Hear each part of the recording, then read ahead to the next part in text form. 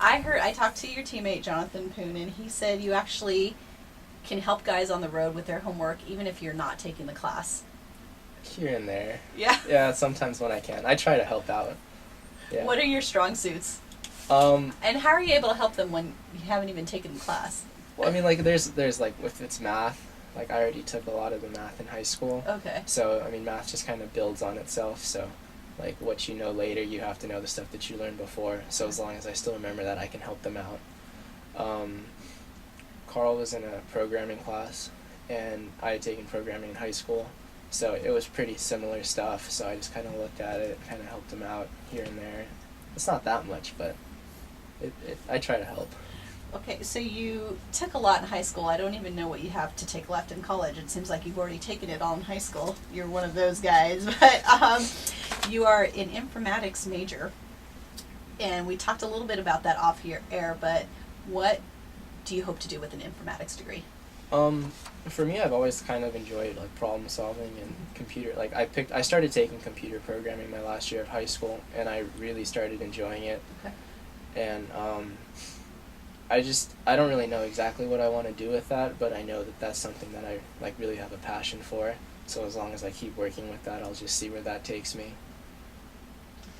Did you see that YouTube video with Mark Zuckerberg about providing or having high school students learn coding?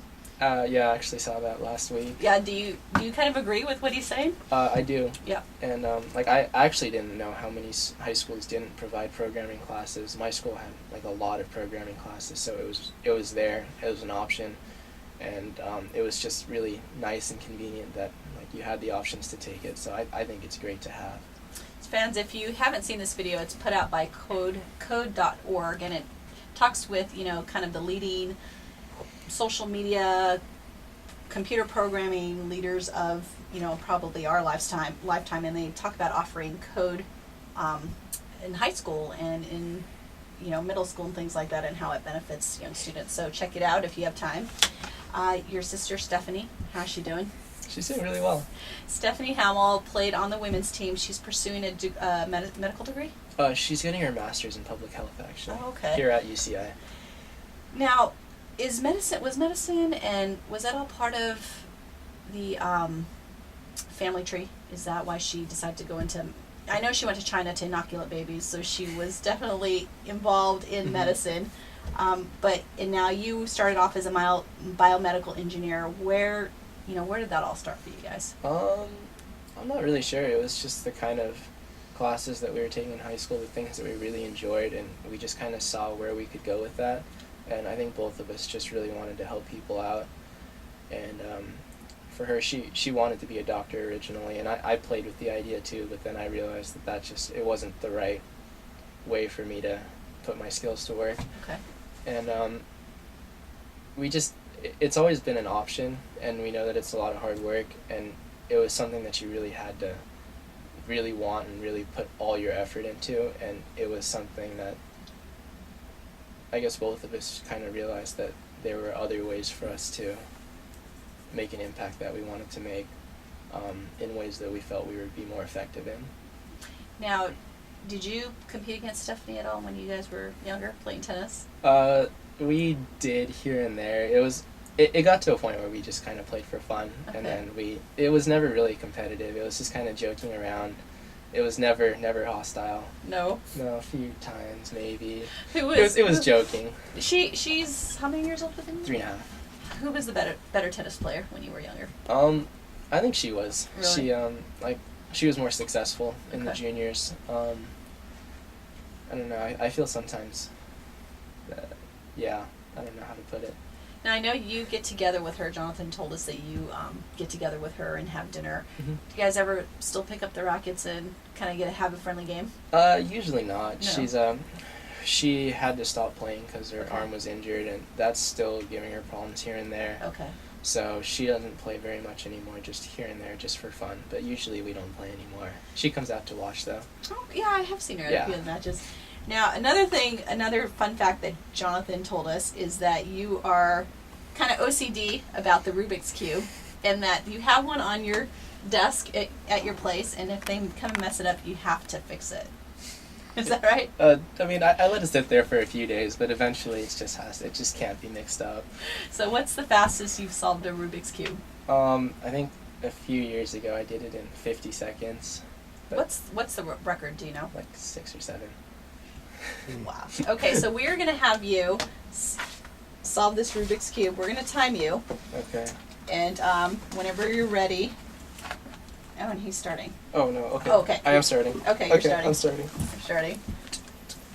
So this is a Rubik's Cube I found in my desk at the office. And it doesn't, And like, it doesn't spin. move very well, so I'm probably going to have to take off 5 seconds off your time or something. But he's at 17 seconds. Kevin, did you ever play with the Rubik's Cube? Yeah, peel the stickers off them. My little brother did. I had a Rubik's Cube on my keychain when I would go to the Ark, and you take your locker key and you just it was by the gym, by the weights and things like that, and some guy picked it up and said, "Oh, can I play with your Rubik's Cube?"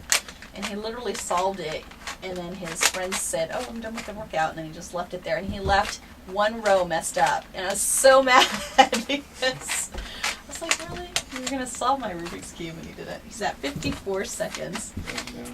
And I think Jonathan had said his best time was a minute something. I think it was. I think he said 50. Oh, 50 but oh, sorry, 50 he said seconds. average was a minute 30. Yeah. This And, one's just really hard to turn. yeah.